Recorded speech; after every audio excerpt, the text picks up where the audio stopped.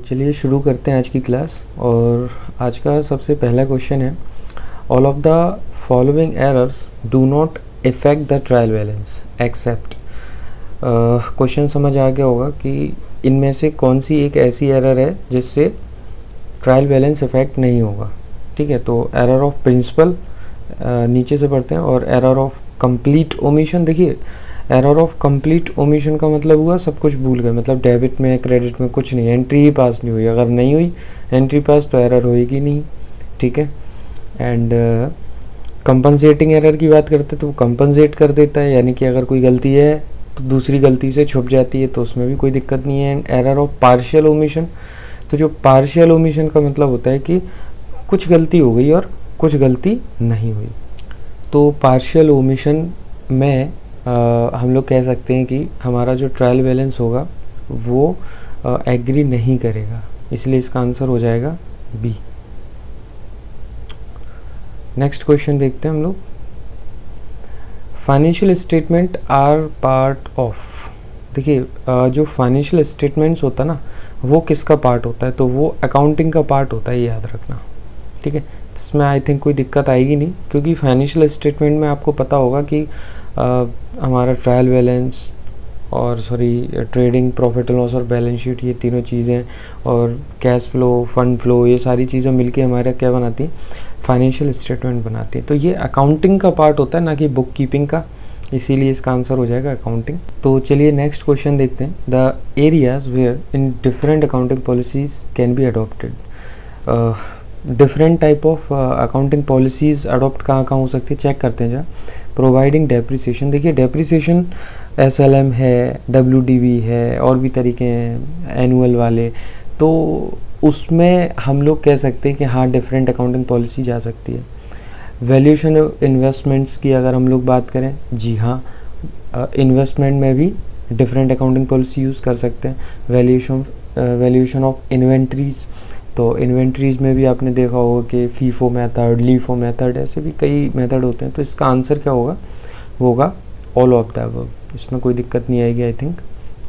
Next question देखते हैं। The total of sales book is posted periodically to the credit of.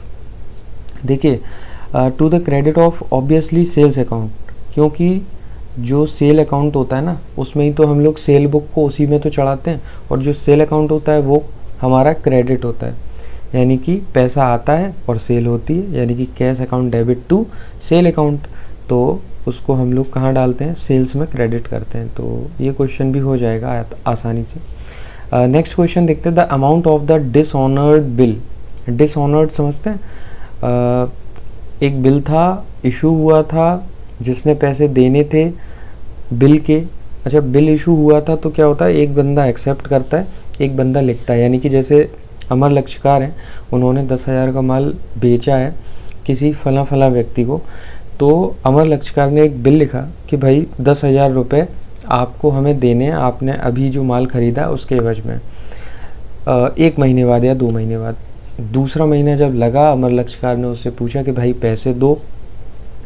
वो जो लिखा था ना बिल पे, तो वो बिल लेके गया मैं, और मैंने कहा पैसे दो, तो उसने क्या किया? वो पैसे नहीं दिए मुझे। तो उसको हम लोग बोलते हैं बिल का डिसऑनर होना। तो बिल का डिसऑनर, वही क्वेश्चन है कि जो अमाउंट है ना बिल डिसऑनर का, bill has been wrongly debited to general expenses.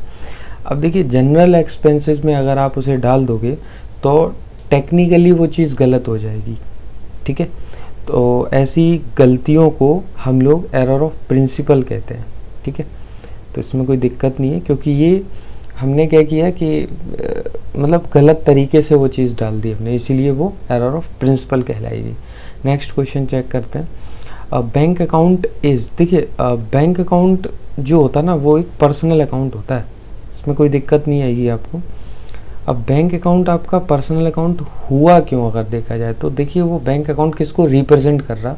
Indirectly एक पर्सन को रिप्रेजेंट कर रहा है, इसीलिए वो बैंक अकाउंट हमारा पर्सनल अकाउंट हो जाता है। नेक्स्ट क्वेश्चन चेक करते हैं। Which of the following is not a सब फील्ड ऑफ अकाउंटिंग। ये वाला क्वेश्चन हो चुका है, बुक कीपिंग इसका आंसर था। चलिए नेक्स्ट क्वेश्चन देखते हैं। Capital brought in by the proprietor is an example of. देखिए कैपिटल जो हमारा प्रोपराइटर है वो लेके आता है, या तो कैश में लेके आएगा, यानी कि अगर कोई व्यक्ति जो बिजनेस जिसने चालू किया उसने कैश में पैसा लगाया या तो, या फिर वो स्टॉक वगैरह खरीद के देगा या कुछ भी अगर वो देता है तो उसको कैपिटल, तो वो कैपिटल में आ जाएगा। लेकिन वो ये कह रहा है इसका एग्जाम्पल क्या है, तो is an example of yes increase in asset and increase in liability, या फिर increase in liability and decrease in asset, या फिर increase in asset decrease in liability, increase in one asset and decrease in another asset. आप पहला question पहला answer पढ़ेंगे ना, increase in asset और इंक्रीज इन लायबिलिटी, दोनों चीज़ें इंक्रीज हो रही। एक थोड़ा सा अगर हम लोग दिमाग लगाएंगे तो जब वो पैसे लेके आएगा तो कैपिटल तो बढ़ेगी ही बढ़ेगी, यानी कि लायबिलिटी साइड तो कुछ इंक्रीज हो ही रहा है, और असेट में हमारे कैश इंक्रीज हो रहा है, यानी दोनों चीज़ें बढ़ेंगी, इसलिए इसका आंसर हो जाएगा फर्स्ट। आपको कोई दिक्कत नहीं आ रही होगी समझने में।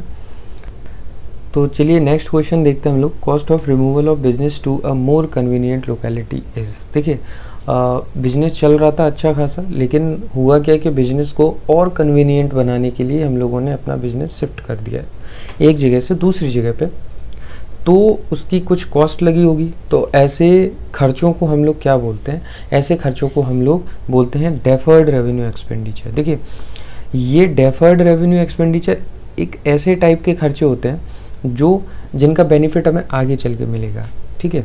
जैसे एडवर्टीजमेंट एक्सपेंसेस, अगर हमने आज एडवर्टाइज कराई है तो हो सकता है हमें 2 साल बाद या 2-3 सालों तक उसका फ़ायदा मिलता रहे, तो वो खर्चे भी ना 2-3 सालों में डलने चाहिए, ना कि 1 साल में। इसीलिए इस टाइप के खर्चों को बोलते हैं deferred revenue expenditure. Next question देखते हैं।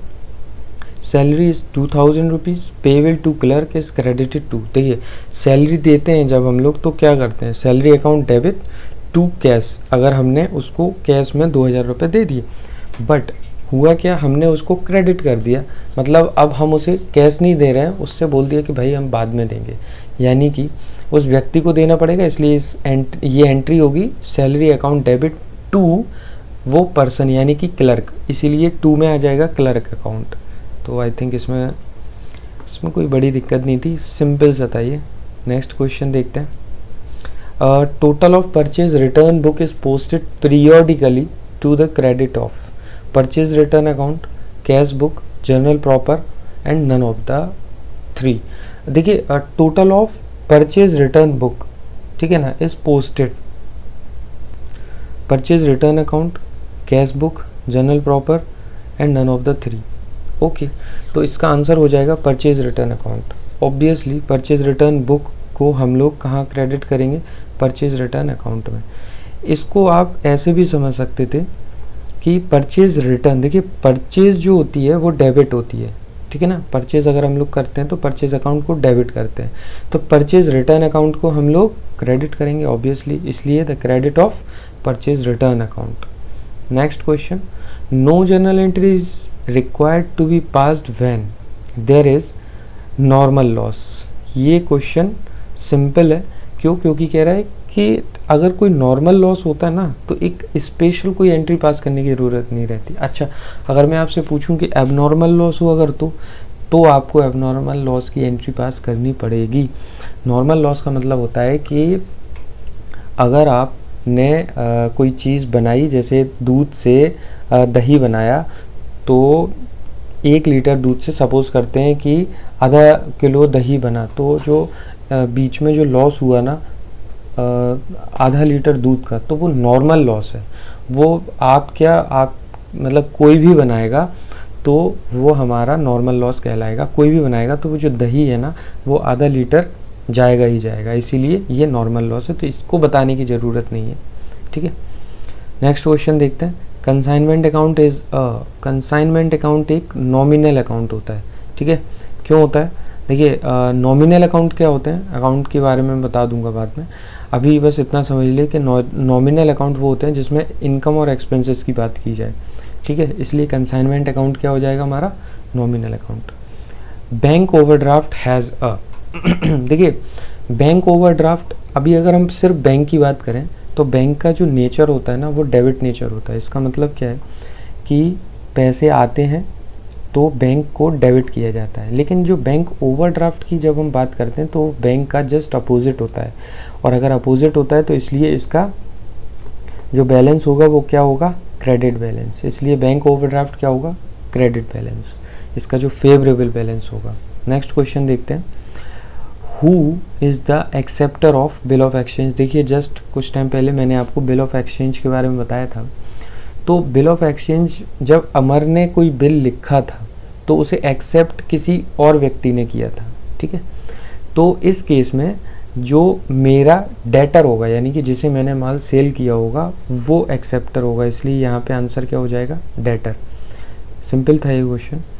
नेक्स्ट क्वेश्चन देखते हैं, जनरल प्रॉपर। देखिए जनरल प्रॉपर रिकॉर्ड्स क्या करता है, बिल्स पेएबल, ओपनिंग एंट्री। देखिए यहाँ पे ओपनिंग एंट्री और बिल रिसीवेबल, कैश पेएबल नहीं, ओपनिंग एंट्री नहीं होना चाहिए यहाँ पे, मेरे हिसाब से होना चाहिए ओरिजिनल एंट्री, ओरिजिनल एंट्री